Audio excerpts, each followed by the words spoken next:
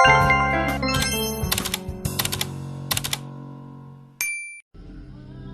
morning guys, good morning, good morning. Morning dito sa Hong Kong, so good day to all. Gawa tayo ng breakfast guys. So this is my breakfast. Ito lang kasi ang available sa aking ref. So meron akong gulay, importante yung gulay. Meron din akong itong beef ball and ham. Ayan guys.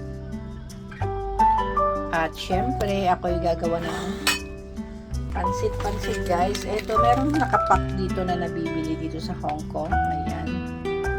So, ito guys, i-fry ko lang. Para meron akong breakfast na pansit.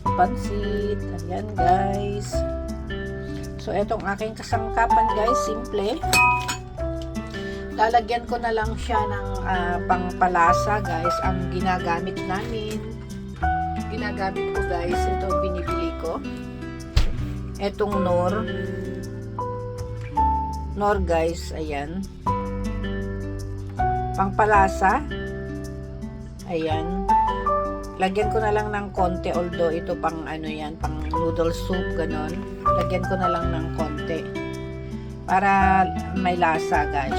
So tayo mag-uumpisa na sa pagluluto guys. Simple lang naman ito. Madali ang pang breakfast, pang lunch, pang snack o whatever. So nakasalang na guys ang ating palayok, maliit. Ayan, wala nang linis sa aking bahay guys. Okay, pag mainit na, lagyan ko na siya ng mantika. Ayan. Kaya, napakarami naman. Malaki ang botas. So, itatapon ko. Too much. So, ayun guys, tinapon ko kasi too much. Wala rin ako mga garlic o ano yan. Wala talaga dito sa bahay. Hindi ako nag-i-stock guys. Ayan, kasi yung minsan masyadong malakas. Alam nyo, minsan yung mga binibili ko mga luya, mga tumutubo minsan guys dahil sa walang gumagamit. Ayan guys. So, ayan.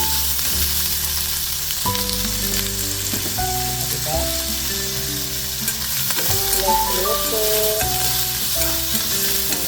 Isa naman itong kakain guys. So, okay na yan, diba? Ayan.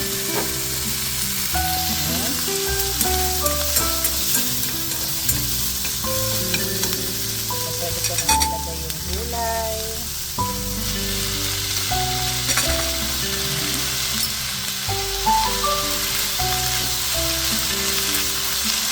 Simpleng gulay. Diskarte lang guys. Tamad na rin naman. Hindi sa naman sa tamad guys. Wala talaga akong feeling magluto. Pero kung kinakailangan naman guys, siyempre, magagawa ko.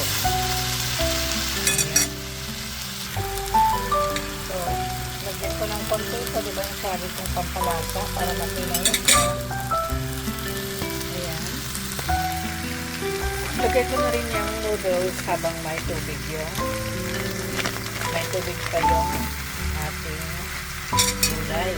Ang gulay may tubig din. Lagyan ko na lang ng konting tubig. Mainit na tubig para maluto yung ating pansit sa dilim. Ayan guys. Lagyan natin ng konting tubig. Alright.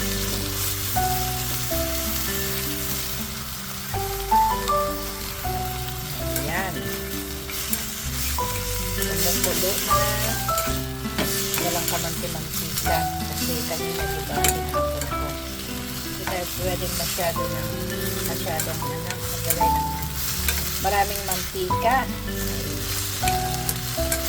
High blood, mga ano dyan. Tapos lagyan ko na lang ng soy sauce.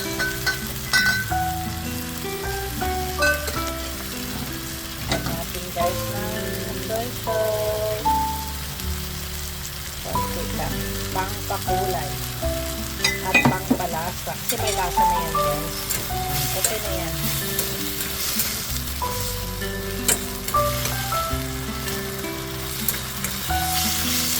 So, ito ang luto ng mga mamalengke.